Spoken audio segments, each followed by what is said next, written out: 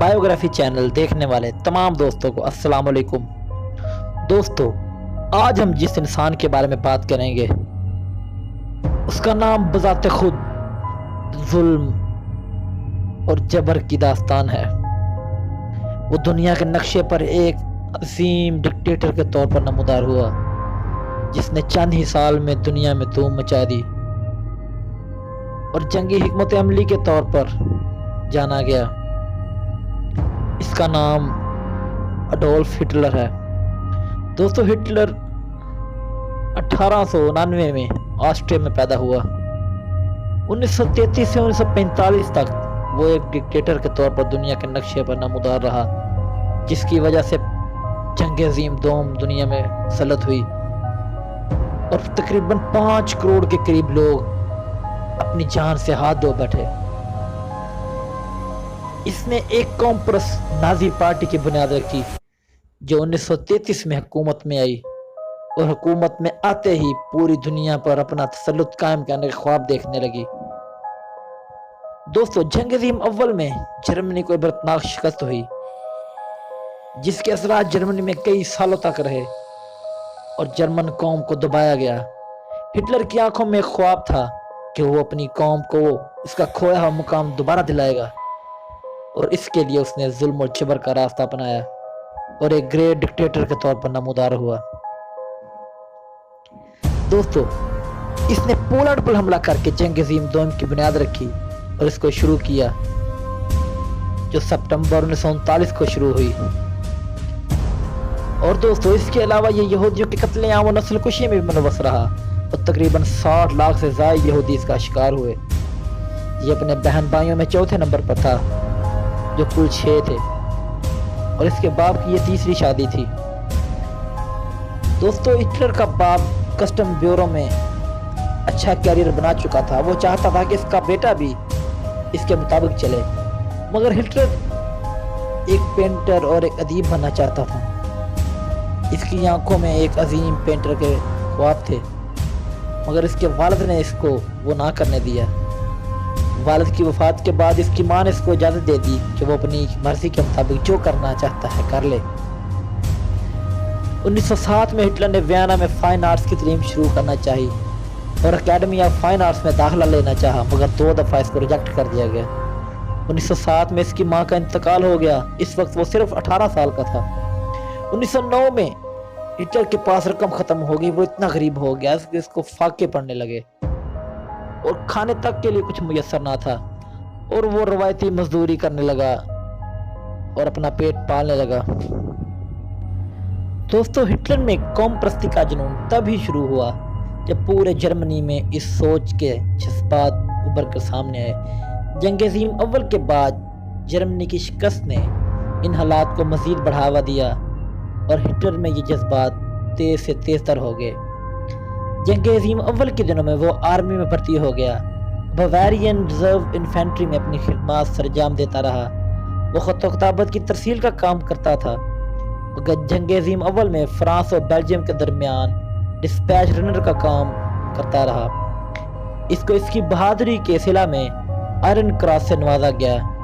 اس کے علاوہ 1918 میں اس کو بلیک وونڈ پیج سے بھی نوازا گیا۔ 1916 میں یہ زخمی بھی ہوا اور 2 ماہ تک ہاسپٹلائز بھی رہا، اور اس کے بعد مسٹرڈ گیس کے ایک حملہ میں یہ کافی عرصہ اندھا بھی رہا اور ہسپتال داخل رہا، اور علاج کے بعد اس کی آنکھوں کی روشنی واپس آ گئی۔ اس کے افسران اس سے بہت زیادہ متاثر تھے اور اس کی بہادری پر اس کو شاباش بھی دیتے رہے۔ 1919 میں ہٹلر کی سیاست میں انٹری ہوئی اور اس کی وجہ اس کے قوم پرستانہ جذبات تھے۔ شروع میں اس نے ایک چھوٹی سی پارٹی کو جوائن کیا اور اپنی باقاعدہ سیاست کو شروع کیا۔ 1919 میں جرمن ورکر پارٹی کے اجلاس میں یہ گیا اور پارٹی چیئرمین نے اس کی صلاحیتوں کو قریب سے دیکھا اور اسے بہت متاثر ہوا اور ہٹلر کو اپنا لٹریچر دیا جس میں اینٹی کیپٹلزم اور اینٹی مارکسزم والے مضامین تھے۔ اس کے بعد ہٹلر اس پارٹی کا ممبر بن گیا جہاں اس کو 555 نمبر ملا۔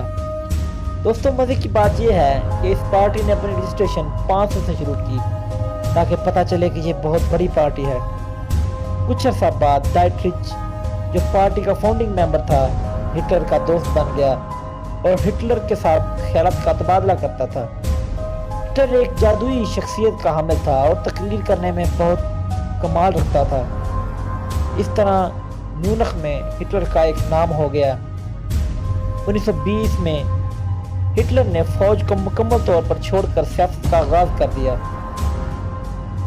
یہ پارٹی کچھ عرصہ قوم پرست جذبات کی وجہ سے مشہور ہو گئی اور اس نے حکومت مخالف سرگرمیوں میں بھی حصہ لینا شروع کر دیا اور اینٹی کیپٹلزم کا خیالات کا پرچار شروع کر دیا اور بڑے بڑے جلسے کرنے لگی، جس سے ہٹلر خطاب کرنے لگا۔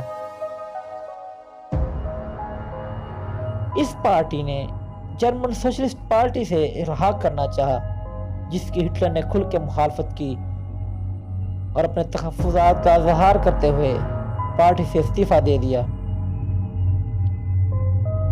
پارٹی چیف نے خیال کیا کہ ایک مشہور بندے کے پارٹی چھوڑ جانے کا مطلب یہ ہے کہ اس کی پارٹی بالکل ختم ہو جائے گی، تو اس نے ہٹلر کو دوبارہ پارٹی جوائن کرنے کی دعوت دی۔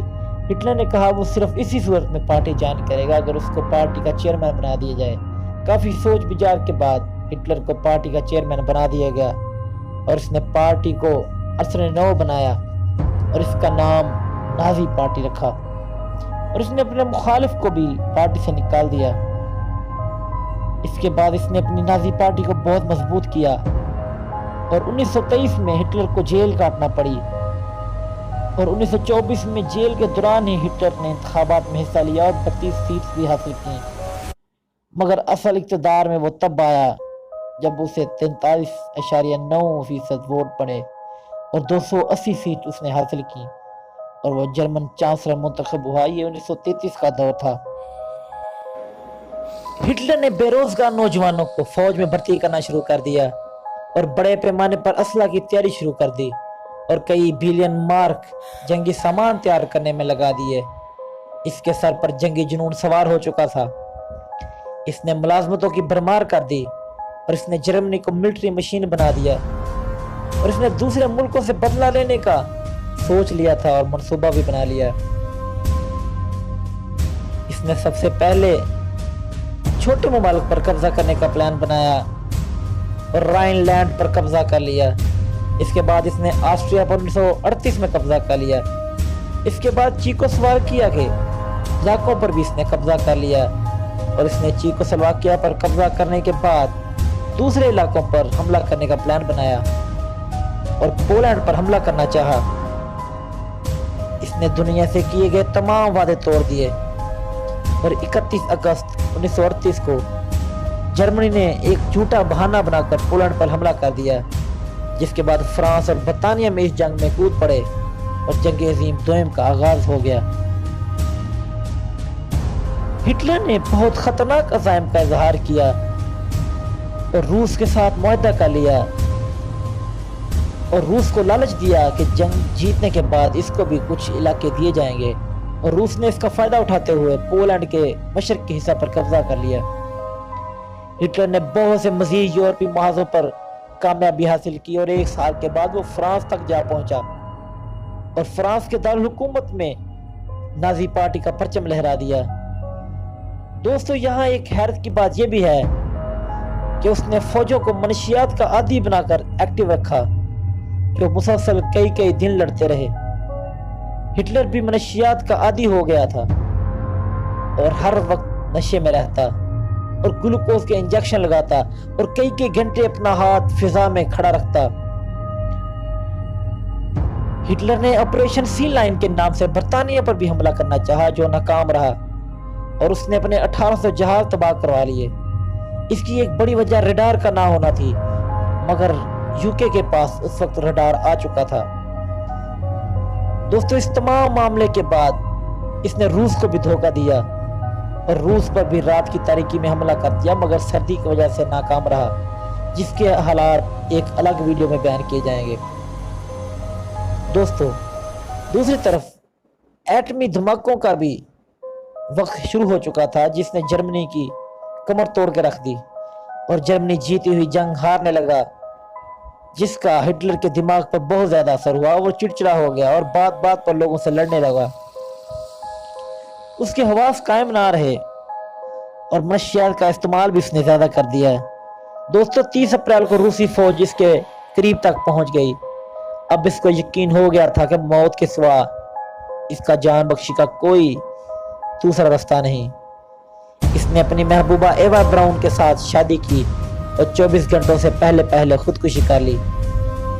دوستو ایک حیرانی کی بات یہ بھی ہے کہ یہ اپریل میں پیدا ہوا اور اپریل میں شادی کی اور اپریل میں ہی فوت ہوا. دوستو اس نے اپنے فوجیوں کو تاکید کی تھی کہ اس کے مرنے کے بعد اس کی لاش کو جلا دیا جائے تاکہ اس کی لاش کی بے حرمتی نہ ہو. دوستو ایک جابر اور ظالم حکمران صرف 12 سال کے بعد ہی اپنی سلطنت کا خاتمہ کر بیٹھا اور دنیا آج تک اسے ایک ظالم اور جبر کے طور پر یاد کرتی ہے. اور دنیا بھر کے یہودیوں کے لیے ہٹلر ایک ڈراؤنا خواب ہے آج بھی، جس کی مثالیں یہودی دیکھتے ہوئے ڈرتے ہیں. دوستو ہم امید کرتے ہیں کہ ہٹلر کے بارے میں ہماری یہ ویڈیو آپ کو بہت زیادہ پسند آئی ہوگی. انشاءاللہ نئی ویڈیو میں مزید ڈکٹیٹرز کے بارے میں آپ کو بتائیں گے، جس میں جوزف اسٹالن اور جنگ عظیم دوم کے حالات بھی شامل ہیں. انشاءاللہ تب تک کے لیے ہمیں اجازت دیں. نئی ویڈیو کے ساتھ دوبارہ حاضر ہوں گے. اپنا اور اپنے دوستوں کا خیال رکھیں. اللہ حافظ و ناصر.